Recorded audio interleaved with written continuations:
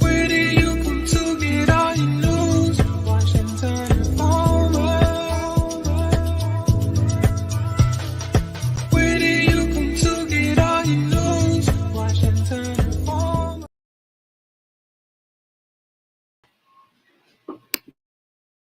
Hello, hello, hello. I am here and I am on mute.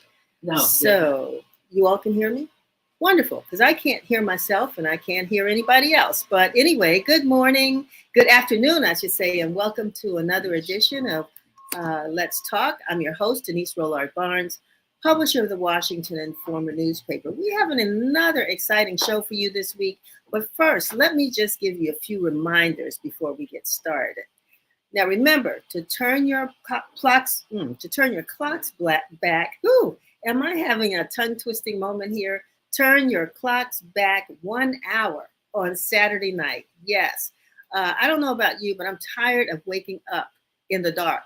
And so it would be nice to have a little bit more sunshine in the morning, something to get, that vitamin D flowing. So yes, Saturday night, turn your clocks back. As we said, we fall backwards. Remember that, fall back. I've been thinking about that all the last couple of weeks, Chevry and Jaman. I mean, is it fall forward or fall backward? This is fall forward. That's what it is. Right? No, spring forward, fall back. Thank you. Correct me. See, you know how confusing it gets? So we fall back and we spring forward. So we're going to turn our clocks back. So when we woke up this morning and it was 8 o'clock and still half dark outside, on Sunday morning, it will be 7 o'clock. Whew. Okay. And most importantly, I want you all to remember that Tuesday, November 5th, this Tuesday, November 5th is Election Day. Now, I know that most of you all have voted already, but there may be a few folks like me that just like to be there on that day. It's like a sense of community when everybody can go out to those polls and vote together. And that's what I'm going to be doing on November the 5th. That's this Tuesday. It's Election Day. Get out and vote. And not only vote yourself, but take somebody with you. Take some bodies with you. And when they give you that little sticker that says, I voted, make sure you wear that proudly. But not only say, I voted, just ask people. Don't forget, it's Election Day. I should say, tell people. Don't forget, it's Election Day.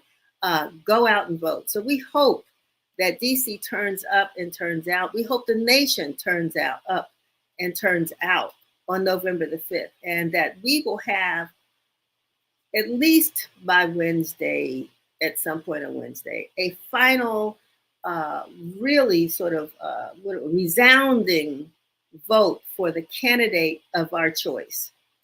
And speaking of the candidate of our choice, it takes me into the fact that the Washington Informer did endorse our candidate for the president and vice presidential seats, as well as for the senator of the state of Maryland.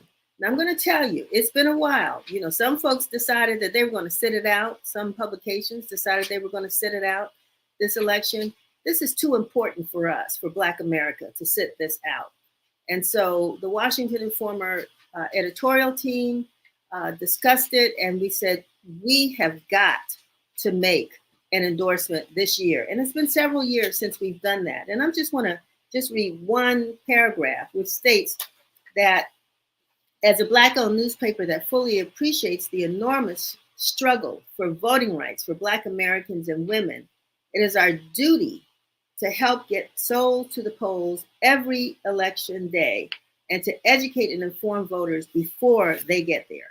But this time, history cannot allow us to stand by on the sidelines while Kamala Harris, the first Black woman, the first Asian woman, the first HBCU graduate, and essentially the highest ranking woman in the United States history, while she seeks the highest seat of the land, and some may argue in the world. We cannot sit by and tell her, let the nation know that we support Kamala Harris and our vice president, running for vice president, Tim Walz.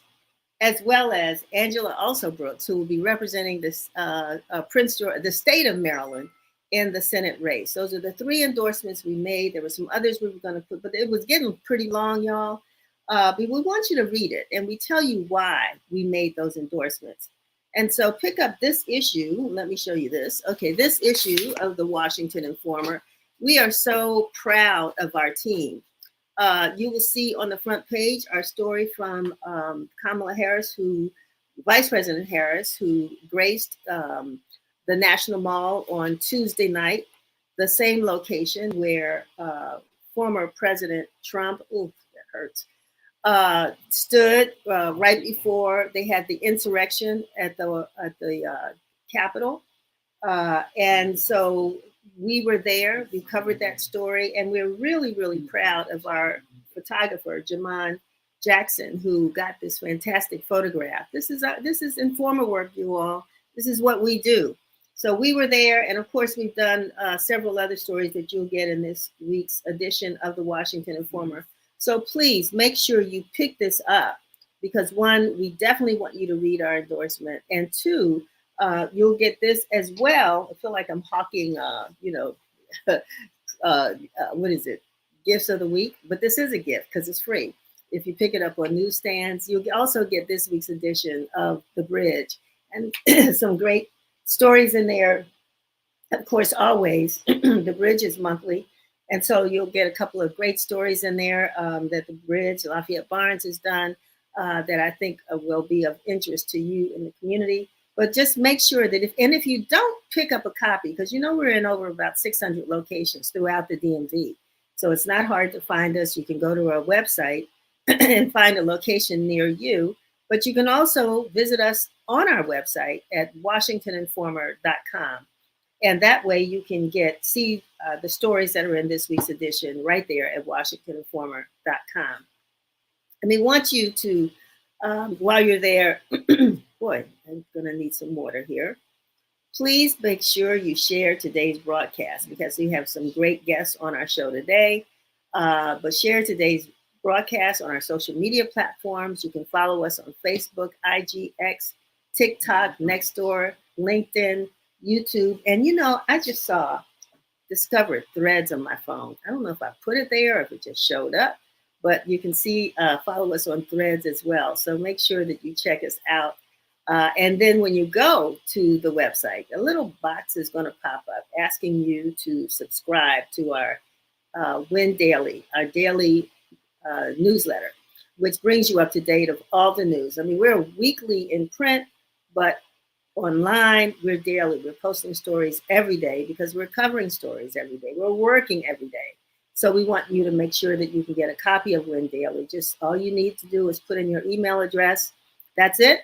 And you'll see that there are several newsletters that we produce. We'll be talking more, not only about Win Daily, but Our House DC. Started off as a newsletter on keeping homes Black owned in the DMV. And we're still trying to help to support Black home ownership. It's a big issue, and it's one of the issues that's on the Vice President's agenda. You also get some money tips from JP Morgan Chase, and as well as, if you haven't heard of Word in Black, you'll want to check that out. Some great stories that are coming from a collaboration of 10 Black-owned newspapers around the country. So you can get a taste of what's going on in Black America through Word in Black. And last but not least, our newest newsletter that will be launching soon, which is Win Africa, because we are a Pan-African believer in Pan-African, Pan-African community, and we want to make sure that Black folks are connected, not only in DC or in the DMV, but around the nation and across the world. So before we bring on our guests, I have one more announcement, and we want you to keep in mind, we have this big election, but we're going to need time to sort of, I guess, decompress, to talk about what this all means, no matter how it turns out, what it means to Black America.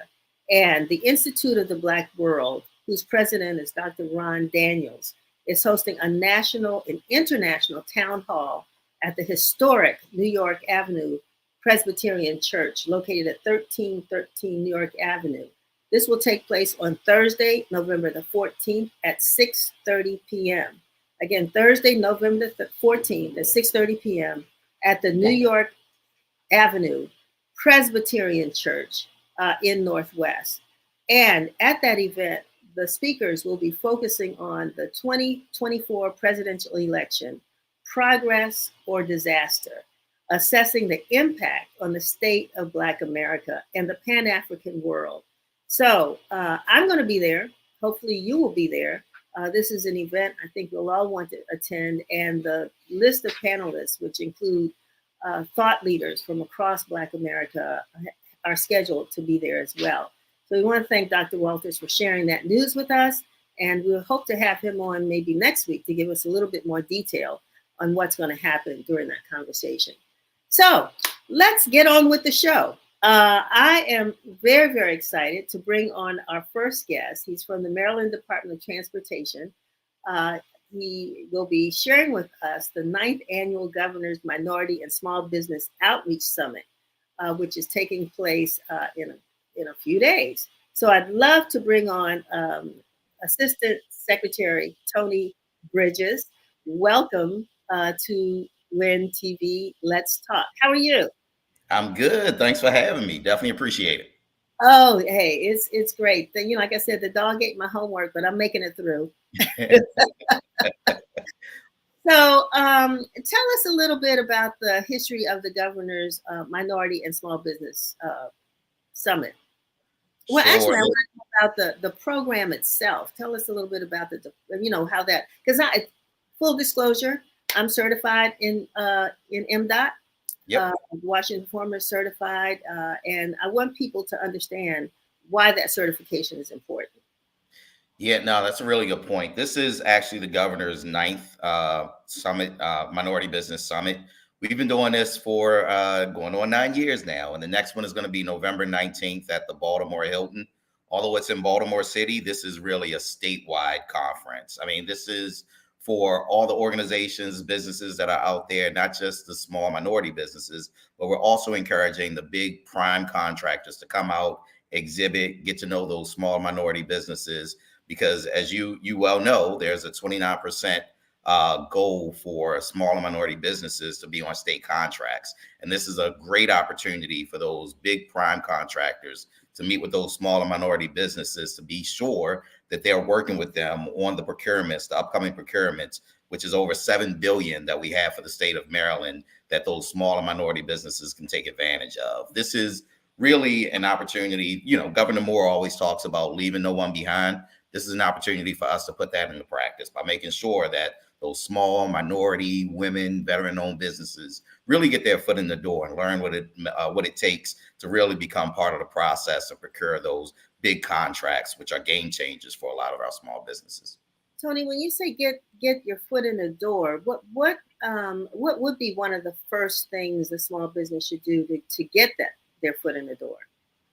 Yeah, I think for us, networking is really important. And we every year have done a sort of meet the primes networking opportunity or networking hour.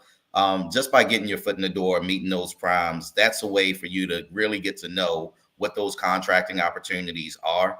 And, you know, for a lot of these contracts, especially state contracts, these aren't just a couple of months. This is multi-year contracts. And so for a small minority business, you know, really to get involved in one of those contracts means that you won't have, steady stream of income just for a few months. This is a few years that you'll have a steady stream of income from one of those contracts. And so you're really getting your foot in the door, which is able to help you really staff up, really know, because it's a multi-year contract, know what's coming on down the road, whether or not you're going to have to procure a new IT, staff up and get more people on board. It's really an opportunity to make sure that we are giving those small minority businesses the tools to compete for those major contracts.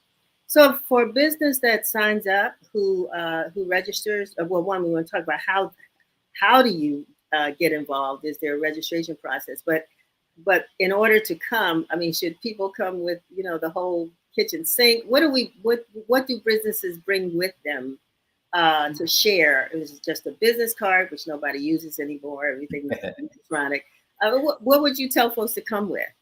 and Yeah, prepare? so it's twofold. One, for the individuals that are part of businesses, just coming to learn a little bit more, you'll get to hear from industry expert procurement officers to really learn what it takes to put together a procurement, how to bid on those contracts, what gives you an edge when you're bidding on those contracts. And so there'll be exhibitors, workshops to really walk you through that process. And even for those major businesses that come, we definitely want you to bring your business cards if you have business cards. We know everybody has smartphones that you can just tap together now and get each other's information. But it's really an opportunity for you to really meet with those other businesses that you could partner with to actually go on to those procurements. And even for those larger businesses, we're asking you to come because there's still exhibitor space that's available. There's still opportunities to participate in workshops and put together workshops as well. And so we're really trying to make this a holistic sort of approach to how we look at those smaller minority businesses and giving you the tools that you need to compete. How do you all classify a small, and how do you classify minority business? Yeah, so there's a whole process. Within MDOT, as you well know, we are the state's official certification agency, and so we are. I'm proud to say that we're almost close to 10,000 smaller minority businesses that are certified here in the state of Maryland.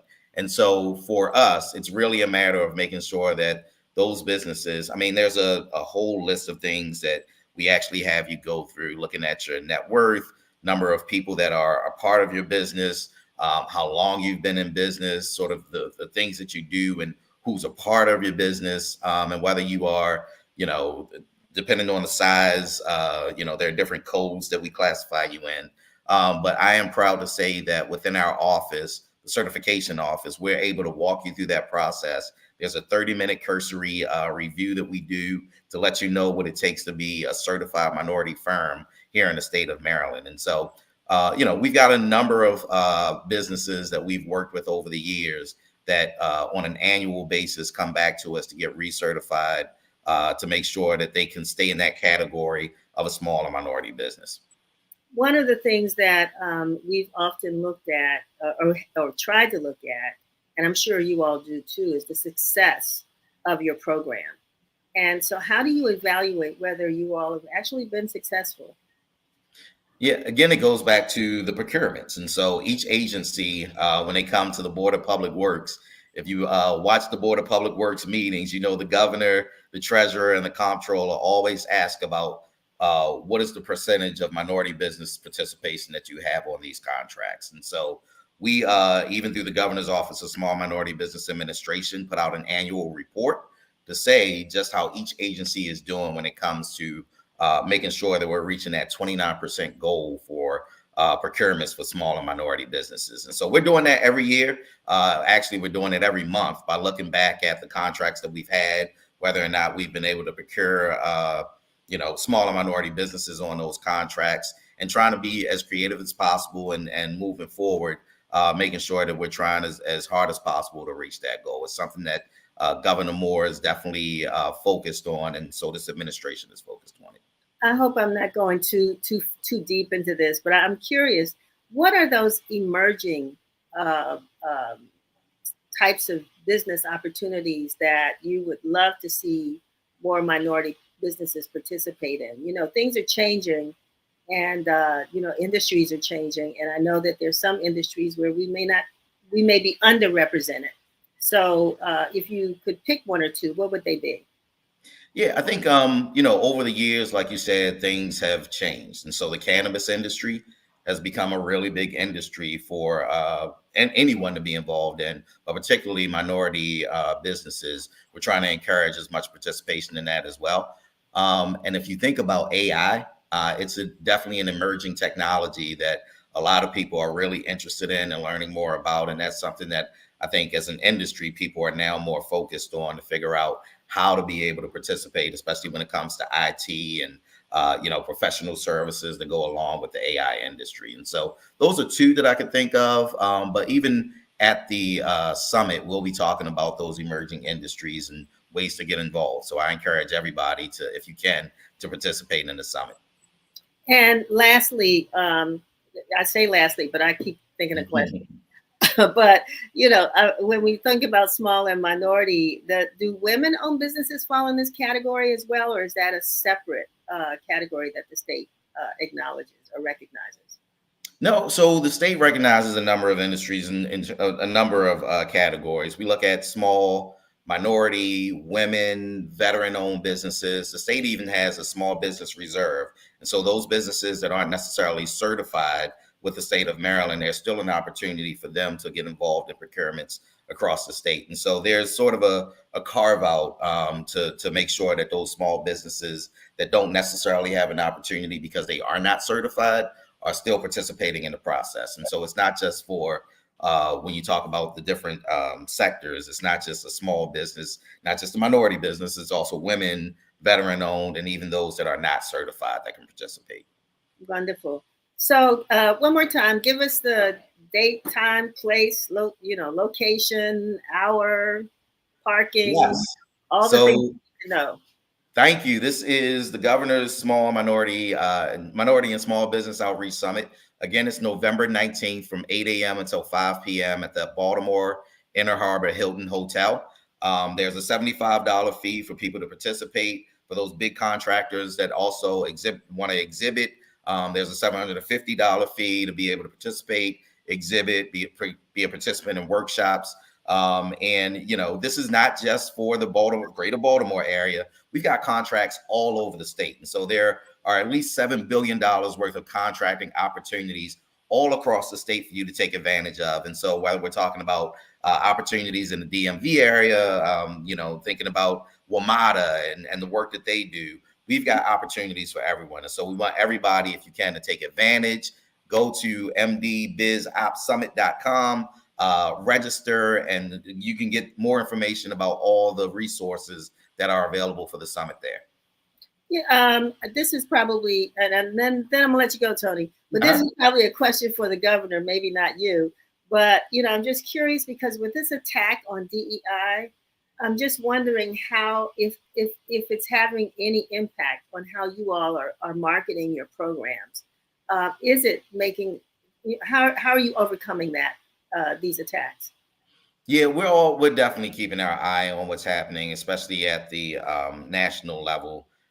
There are some lawsuits that are going on right now, and between the governor's office, the attorney general's office, we are definitely keeping an eye on what's happening so that we can be prepared for what may come down the road. That means even looking at the programs and the way that we do our programs and thinking about being race conscious around some of these programs. So it's something that we're definitely looking at, and we'll be keeping an eye on what happens at the national level. Okay, well, we're going to keep an eye out for that as well, and we know you all are going to do the right thing, so that's not a big deal. I wouldn't think, but because you've had so many years of running this program, and so we hope the folks will turn up and take advantage of these opportunities. I want to thank you for joining us today. And, we want to see a big crowd out there on the 19th. Absolutely. Thank you very much. I appreciate you having me on here. All right. Have a great day. You too. Thanks. So moving on, I know you all have heard of Dancing with the Stars. Is it Dancing with the Stars? Yeah, I know you've heard of that show and you've watched it on television, and I don't know how much you followed it, but there is an event that happens here annually in the nation's capital, which is more local, more present, more fun, more interactive, where you're really rooting for young people and some old folks as well that end up participating. And it is the annual Dancing with the Scholars program here in Washington, D.C. in Ward 8 that's coming up in November this month. It is November 1st. I didn't wish you all happy November 1st, but it's coming up this month. The William O. Lockridge Community Foundation will be sponsoring its annual Dancing with the Scholars program, and it is such a pleasure to have on Wanda Lockridge, the CEO and president and founder of the William O. Lockridge Community Foundation, as well as Sheila Bunn and Barbara Jones. Barbara's not going to join us, as well as Sheila Bunn, a board member of the Lockridge Foundation. So Wanda, welcome to the show. It's always a pleasure to see you. Thank you for that introduction. Yeah, I mean, folks know, well, you say Dancing with the Stars to kind of put people in the frame of mind that this is a dance program, but it's a dance program with a cause, and Yes. it's for scholars. So, Wanda, tell us how you came up with this idea and what is planned for this November. Oh my. So yes, we are ready for November 9th, which is next Saturday. So we started this. This is actually 14 years. Wow. I can hardly believe we've been doing this for 14 years. And we started in 2011. And we started when my husband, William Lockridge, who served on the State Board of Education, passed. And we said we wanted to do just one $1,000 scholarship to a student at Ballou where he taught. And we did $4,000 that year. So family and friends came together and said, listen, this is something that we need to do. We need to continue doing scholarships. And we in the room, we were talking about what we can do. We didn't want to do like dinners, all the money go to the venue, all the money goes to food. And we wanted to do something that really made an impact. And it actually was Emily Washington who came up with the dancing with we talked about dancing with the scholars, but she came up with the word scholars, and we were thinking about that whole program, Dancing with the Stars, at the time, and it was such a big hit. And so that's how we came up with it, and we've been having a blast ever since. And Sheila is co-chair of the event, as well as Sheila Bunn. I want to mention the whole name, Sheila Bunn, also a Ward A resident, who's on your board. And Sheila, you and Wanda actually go back some years. Y'all, been knowing each other. And so I really want to know what caused you to say, one, I want to support this organization, and how you feel about the way this program has operated over the years. Not operated, but what its benefits have been over the years. Got it. Hello, Denise. Thank you for having me today. I said yes because Wanda asked, and you don't say no to Wanda. But on a very more serious reason, our families have been friends, have been family for years. My dad, James Bunn, and Mr. Lockridge, though at times they disagreed, they were great friends. And I just really, really believe in the mission of the foundation. Growing up in Ward 8, having family in Ward 7, seeing how our young people have struggled to get the necessary dollars to go to college, to buy books, to travel to international locations. We do some amazing things here at the foundation, and I wanted to be a part of that. And we are 14. We are teenagers now. And I have a 14-year-old daughter, and who has experienced the wonderfulness of this program. She volunteers every year. She's even traveled with the foundation. And just to see the impact that the foundation has had on our scholars in 7 and 8 has been amazing. So I said yes to Wanda because she asked, but I continue to do it because I believe in the foundation's mission. We are raising money to make sure our babies go to college. We are making sure that our babies travel to our African countries. There are few organizations that do this. And we're making sure that we are specific to our babies in wards 7 and 8. So the other tie for this year's Dancing with the Scholars, actually, not only, I would say, in a sense, the folks that where you two work, you all are going to be honoring your boss, right, Sheila Bunn, the council member, Vincent Gray, and I can't think of a better time to do this. Talk about, Wanda, why you all decided to do this, and Sheila, weigh in on that. Yeah, no, you're absolutely right. He's my mayor forever. I mean, Vince have done so much for DC overall, and specifically for the foundation.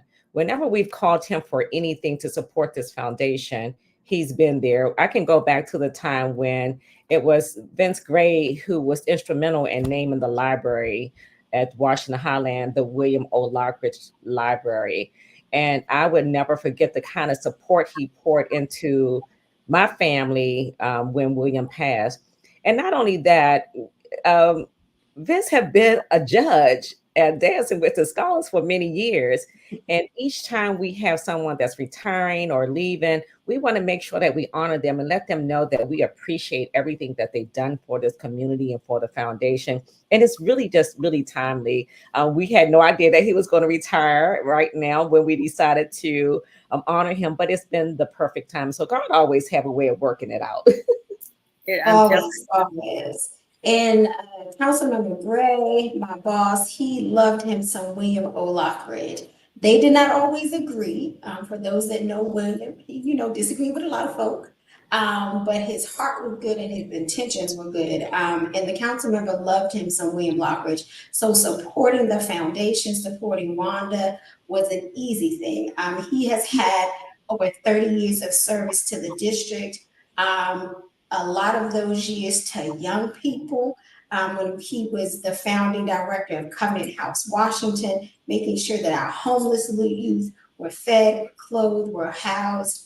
So it was a natural transition for him to support the foundation, making sure that scholars not only in Ward 7 were able to matriculate to college, but those in Ward 8, on the East End, as we call it, Ward 7 and 8 together.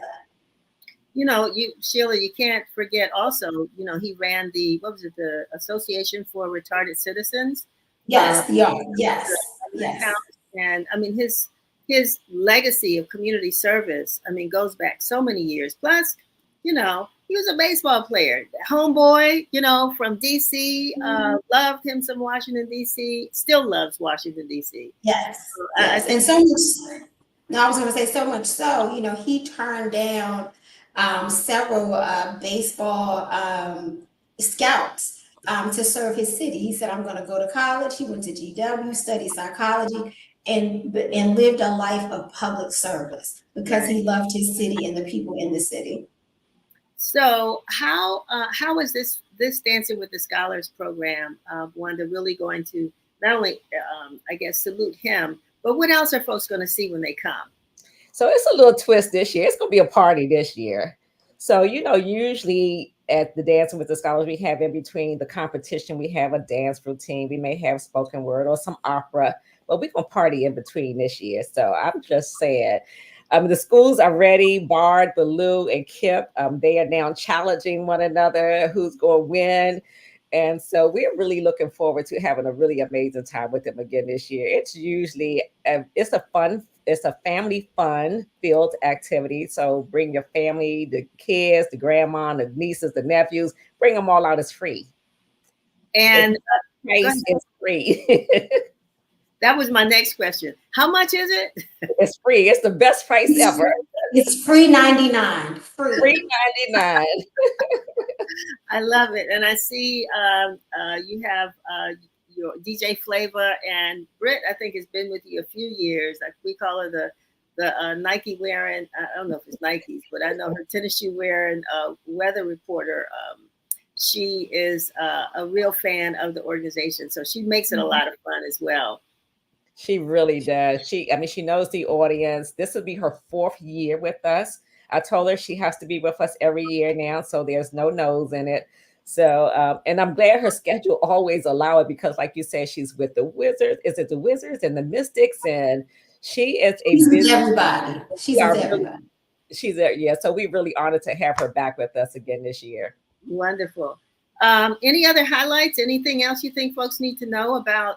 Well, let's talk a little bit. You talked about scholarships, Sheila. I'm going to really say it's free. So how do you raise the money to do all the things that you do? I mean, you can talk about how much money you all have given away in scholarships over the years, and then the travel to some of the African countries. I think you've done like 6 trips or so. How do you do all that with this free program? So were you asking me? Yeah. I can jump in. So this year is free because we were really grateful for a grant that we have. And so our dollars really come by the sponsor. And I'm so glad you showed that screen because we really have to thank our sponsors, some of our largest sponsors. We have the Events DC, We have, I just want to name just a few because it's just really too many to name, but we have DC Housing Finance Authority, we have PEPCO, DC Prep, we have Clark Construction, Red Brick, and we also have the Washington Informer. So we appreciate all that we're able to do. And that's how we raise our money. We raise our dollars to take our kids to Africa. And yes, we've gone to Benin, we've gone to Cameroon, Ghana. We just got Madagascar. Madagascar this summer, and next year we are doing Angola. And so while we raise this money, we also have given over almost $400,000 in scholarships to our students right here in Ward 7 and 8. So about over a little over 100 students we provided. We've given financial emergency assistance. So if they're in school, we had one young lady who had to come home because her grandfather, they didn't have that dollars. I mean, some of this stuff you just can't think. They're unfound financing challenges that you don't account for. And so we were able to get an airfare for her to come round trip. The trips that we do to Africa, there's no cost to the students. We have a program called the U.S. Foreign Service Initiative. It's a 6-week program where these students come in, they learn about diplomacy, international trade, media. And so and what's interesting last year, and it's been good, and we're going to do it again this year, those students who come out of that 6-week program, they are interviewed, and those are the students we actually take to Africa. So this year we started the program in January, and they will be eligible to go to Angola in July. And so, and we started one last program I want to talk about, and we started that last year. It was a hybrid program that we did. It's called Showcase Southeast, where students were able to learn about art, whether it was physical art, dance, as well as music production. And so you're going to see a little bit of that in Dancing with the Scholars as well. I tell you, you're not at a loss for ideas, and I think that's a wonderful thing because, you know, as you know, Sheila, when people talk about Ward 8, it's always what we don't have, and I'm talking personally as a Ward 8 resident as well and business owner. We're always talking about what we don't have until we talk to organizations or talk to individuals like you and organizations like the Lockridge Foundation and so many others to see, you know, all the work that you all are doing in our community. So we're honored to celebrate with you and to highlight the work that you're doing. And Sheila, what's on your plate? How are you chairing this event? So I am the co-chair of the events committee. So it is my committee that I co-chair with Barbara Jones, who couldn't be with us today. So we put together all of the decorations. When you come into the theater, every costume that you see, every type of decoration, the whole decor, the theme, that is the events committee. We also coordinate with the dancers and the choreographers, the photographer, the videographer. That is all us. So all of that beauty and hard work that you see, that is done by the events committee. We come up with a theme. So this year our theme is Shine Like a Diamond. So when you come on November 9th to the Art to celebrate with us, have on your best, your shiniest, your brightest, because we want you to shine bright like a diamond. Wow. And all of this while you all have full-time jobs. It's amazing. It's amazing. Full-time jobs, kids, extracurriculars, all of that. One thing I also want to add, when you were talking about the fundraising, our chair, Wanda Lockridge, does an amazing job of getting those big corporate sponsors. But we also want to thank our just individual behind the scenes sponsors. Some of our sponsors don't want to be recognized. They don't want their name publicized, but there are a lot of people who make this organization function and allow us to raise the dollars that we do. So just a huge thank you to all of our donors and sponsors, those seen and unseen. We couldn't do it without you. Absolutely. Thank you for that, Sheila. Absolutely. And yes, we all are volunteers. It's a labor of love because, I mean, we all are from this community. I always introduce myself as a Ward 8-tonian. So I'm committed to the students here in 7 and 8, and we want to just do our small little part to make sure that they have opportunities. Wonderful. Well, before we go, just one more time, give us the details of the event, and we're going to post the I think the flyer as well as URL in case people, I mean, do they need to register or get tickets or anything, or just show up? You definitely need to register. While it is a free activity, we need to make sure that we have an account for everyone. So please register. We want to make sure that we're taking care of every single person who walks through that door. So you can register at, I think it's here on the screen. Yes, it is. So just look there. Just click onto that, register. We would love to see you next Saturday at 7 o'clock at the Ark in the Place. Yes, ma'am. And the Ark is located at 1901 Mississippi Avenue, Southeast Washington, in the Great Ward 8. Wonderful. And then if you didn't get that URL, you can go to the website, which is, and we posted it there, but you can share that again. Absolutely. www.williamlockridgecommunityfoundation.org. If you forget that, just Google Lockridge Foundation and you will find us. Okay. Well, let me go and find something to make me look like a star. Denise, you always look good. You always look good. So that is going to be an easy Well, I was feat. talking about myself because, you know, one thing that does shine all the time is my forehead. So I said, I'm going to make It's sure. okay, baby. I shine too. We are as a forehead club. It is okay. It's definitely okay. If I can say one last thing, just want as many people to come out. We are 14, y'all.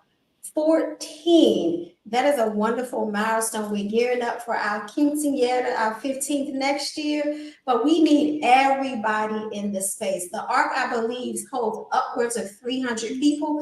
We need to show our scholars that they are loved, that they are treasured, that they are supported. We hear so many negative things about our scholars in Ward 7 and 8, but let's pack the house to make sure that each and every one of them knows that their village, that their community is there for them. And I want to tell folks, Tuesday is election day, November 5th.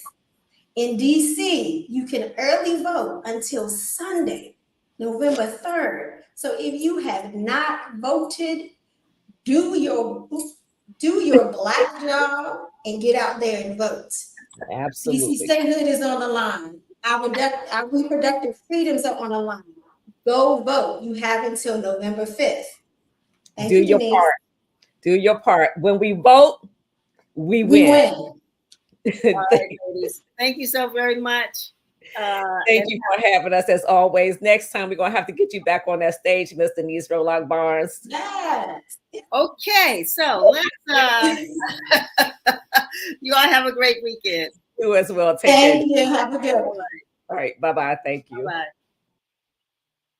So it's my pleasure now to bring on Candi Dailey. For those of you all who are trying to find some, some ideas, some tips, Senior Friendsgiving, and this is what she's going to talk about: kind of maintaining holiday traditions through food and culture. Candi, I am so excited to talk to you because this is a subject that's been heavy on my mind because of tradition, right? We don't always honor and recognize our traditions and celebrate those. So I'm so happy that you, being with Potomac Hospitality Group, you're the CEO. I'm going to consider you the expert on what to do to maintain and sort of, celebrate our tradition. So welcome to Let's Talk. Thank you so much for having me. We're so happy to be here today and talk about all things hospitality and cultural traditions. Yeah. So, when we say cultural, especially as Black folks, right? Yes. How do you define cultural traditions? I mean, I've been trying to come up with a list of things that I know that we do that we may not consider part of our culture, but what are some of those things you have come up with?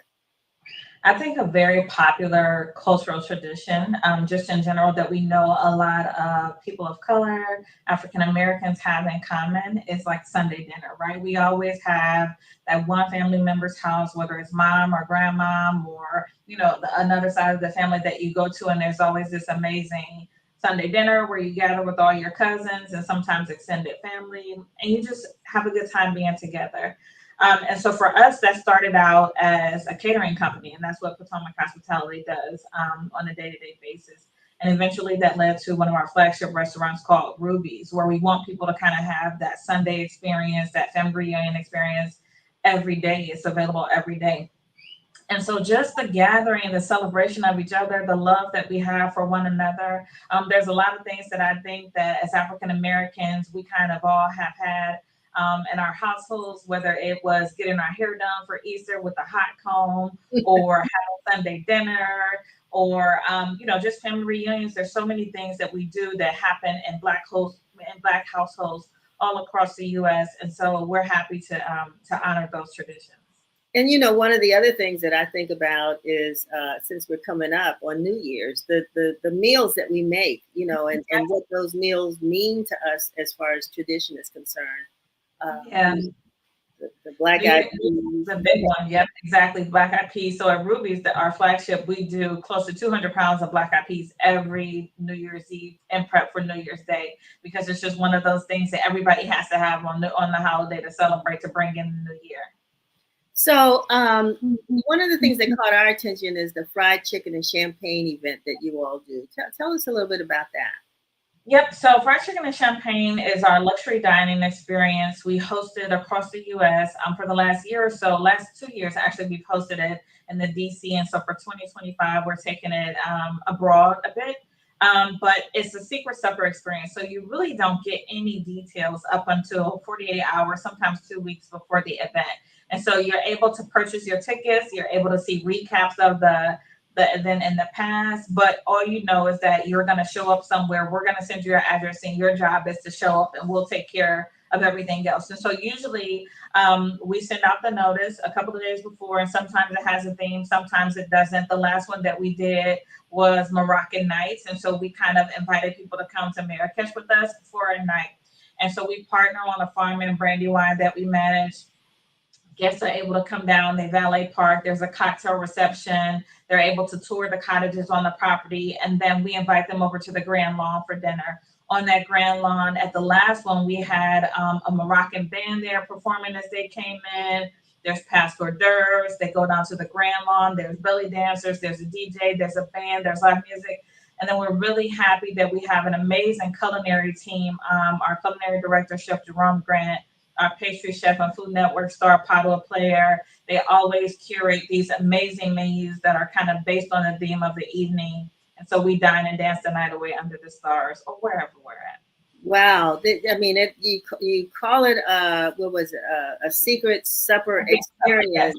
And it is a secret, but it's amazing. I mean, it seems like it's very well coordinated. And, where did you get the concept from?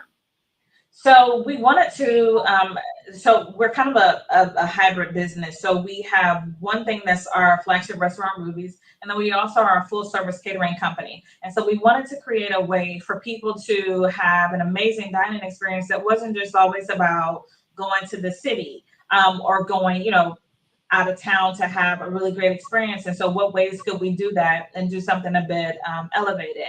And so we thought it would be a good idea to host this event. And so initially we did it just bringing change makers together in our community who we felt were doing the same work that we do in the community, supporting communities and kind of building this ecosystem. And eventually that led to us opening the dinner to the general public, and it kind of just took off from there. I want to step back a minute, because, sometimes we throw these titles out and we just assume, founder and CEO, okay, blah, blah, blah, of the Potomac Hospitality Group. But you are the founder and CEO of the Potomac Hospitality Group. I am, yeah. Tell us, what led you on this road? What's your background? Yeah, so I have a culinary and hospitality background. I've been in the industry almost, I'm going to give away my age, a little over 25 years. And so just as a teenager, my mom kind of maybe saw it in me early. I mentioned to you that we would have these huge dinners. My mom, my grandparents would have these huge dinners. And that led to me loving to set the table and loving to be in the kitchen and just loving that gathering. And so when I was younger, my mom just suggested that I go to culinary school. So I went to culinary school. I ended up doing hospitality management and all the things. which eventually led me to internships at hotels. And I worked my way through the industry until I got into private event catering and working for larger firms in the DC area. And then eventually I branched off on my own with my husband. And so here we are 8 years later, still doing the work. Well, I'm going to give you my own round of applause because this is just it's amazing. And, you know, it's funny. I don't, you know, a lot of what we do comes from what we were exposed to as young people, right? And then to know that, you know, you had the support of your family to pursue this. And now you've got this company that is just really serving the public in a lot of different ways. You talked about Ruby Southern Comfort Kitchen. Yes. And tell us a little bit about that. So Ruby's is me honoring my immediate family, my mom and my dad, but Ruby was my grandmother, my dad's mom. And so even if you come in the restaurant, you'll see this gorgeous mural on the wall, a picture of her and her 6 sons. She was born in South Carolina and she moved to DC. And a lot of our family is still in the area. And so this was my way of kind of sharing what it's like to be a part of my family every day with the rest of the world. And so guests can come in. When we come in, we hope that guests feel like cousins. We Hey Cousin when you come in the door. Our team wears Hey Cousin t-shirts. We hope that you feel like you're a part of that cruise family when you come in. And so the menu is very nostalgic, traditional comfort food. So you can get anything from, you know, fried chicken and the classics, mac and cheese, candy yams, greens, or our culinary director is always doing something different. So sometimes you can get things that are a bit more elevated. And so we have short ribs and all these amazing other recipes that our team has put together to pay honor to Ruby and her children. Now, where's Ruby's located? And we're in Bowie, Maryland. So 4410 Mitchellville Road, Bowie, Maryland, 20716. Okay. And how long has Ruby's been open? So we've been open. Ruby's has been open going on 6 years. The new location that we're in now has been open 1 year. We moved from our original location last year to this new build out. Did you say 60 years? 6 years. Oh, okay. All right. Let me see. Wow, we should be celebrating our birthday together. The Informer 60 this year. So, but that's amazing. That's great. Because, you know, a lot of restaurants did not make it through COVID. Through the pandemic. Yeah. I mean, it was definitely like trials and tribulations going through COVID, right? Not just for us, but for everyone. But the community that we're in really supported us. We wanted to stay open and we fought hard to maintain and to manage. And so our team stuck it out with us. And so we kind of made it through and are coming back now. And so we're so excited. And we were in the build out in the middle of COVID. And so that delayed us by about a little over a year. Our build out took us 2 years to get into this building. And so we're happy to be still standing here, almost 42 team members strong. That's amazing. That is congratulations. I've got to say that as well. So what do you have planned for the holidays? And then in addition, what should people plan for the holidays? If they don't make it to Ruby's or some of your events, what would you advise people to do to keep that holiday spirit going in their own home?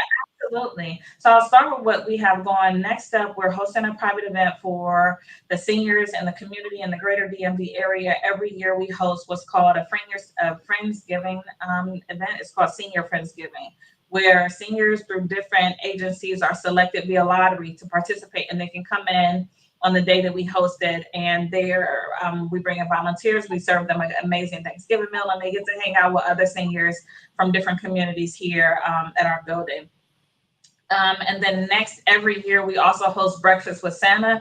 Tickets will go on sale in about 2 weeks for that, and that's where guests can purchase tickets for them and their families to come in and kind of be here with our Black Santa for the day. And so we have elves, we have sleighs, we have rides, we have all the things where guests can purchase tickets and come and hang out with us and have an amazing brunch that morning. Go ahead. I'm sorry. No, I'm being silly. You said sleighs, right? Like a sleigh ride. Yeah. Yeah. Absolutely. Right. Good. Yeah. Okay. And then what can we do to kind of keep tradition going? So I think if you're looking to have an amazing Thanksgiving, one, I would say you go order from us, right? Holiday Catering is live. It's one of our busiest days of the year. We do close to 400 catering orders for Thanksgiving annually. So if you don't feel like getting in the kitchen and doing all the work, call us. But if you do want to get in the kitchen, I would say bring your family together, right? The night before Thanksgiving, Call your sisters, call your cousins, call your friends, and do the simple things. It doesn't have to be a very complicated Thanksgiving. It could be whatever you want it to be. It's at the end of the day, it's about celebrating and being thankful for having each other. We are thankful for God and for the blessings that we have for us. And so it's just an amazing, amazing time of the year to celebrate love and for being thankful. That's wonderful. That's wonderful. I'm really glad, we've got folks watching the show and talking about how much they're really enjoying all that's been shared. And so we got to remember, I'm looking forward to coming out to Ruby's. I've heard about Ruby's, Candi, but I for real, I haven't been there. Yeah, you got to come see us. Yeah, I definitely have to do that. And I bring my appetite with me no matter Yes. where I go. So I look forward to enjoying a meal there and, just knowing more about what you all are doing. So we're going to keep up with you. And I guess the last thing with regards to those black eyed peas that you cook on New Year's, you talked about how many pounds of that. I mean, do you do New Year's catering as well? We do. So for all the major holidays, we offer catering, but we offer catering every single day. So we have catering orders going out every day. You can order from us Tuesday through Sunday on the days that we're open for catering. And it can be black eyed peas or anything else that you like. Wonderful. Those, people, and I've heard people say they like to eat them, but they don't know how to make them, collard greens or any of that, which we know are traditional foods that Black folks eat, Right. on that holiday for lots of different reasons. So thank you so very much for being with us. I know you got to get busy getting ready for what's coming up. We're getting ready to vote, right? I think that's a big thing on everybody's ticket right now. We're excited. We do a voter registration drive every year, a couple of times a year. So we're really excited to get all of the young people that work for us are voting this year. We're so excited to go out to the polls next week. Wow, that's really good. When you say the young folks are voting, that's good. That's good. That's what we want to do. Get them to the polls as well as our seniors and the rest of us. So thanks much. Thank you. Take care. All right. Thank you. You too. Well, I don't know if you all have enjoyed the show as much as I did, but I really did enjoy talking to these folks. Like I said, it's just some great things happening in our community, and we're never at a loss of folks to talk to. And so if you have some ideas about some people that are doing some really good things in the community, please reach out to us at news, N-E-W-S, at WashingtonInformer.com, N-E-W-S at WashingtonInformer.com. We want to hear from you. We'd also like to hear your feedback on the program. We are now, I think, have passed our 5th year mark. Can you believe it? And we enjoy bringing the show to you. We enjoy talking to you, but we especially enjoy our guests. We just have such great information to share. So we hope to hear from you soon. Again, remember, turn those clocks back on Saturday night so that you will be there on time on Tuesday when you go and vote. And we'll be sending us some information out as well. We will, right now, we are planning to be at Sankofa Bookstore on Georgia Avenue on Tuesday night. We will be right across the street from Howard University, where we have learned that Vice President Kamala Harris will spend election night coming home. HU, so we'll be across the street and broadcasting live. We hope from 7 to 10. I say we hope because we're still putting the logistics together. But from 7 to 10 p.m. So you'll get a notice in the mail on your social channels as well. So thank you for joining us today on Let's Talk. And we hope that you have a wonderful weekend, and we will see you back here next week. This is Denise Roland-Barnes signing off. My name is Jada, and I vote because I want to have a voice in the future. Check out the Washington Informer Voter Resource Guide to request your mail-in ballot. Voting is important because in order to affect change in the world, it starts with your ballot in November.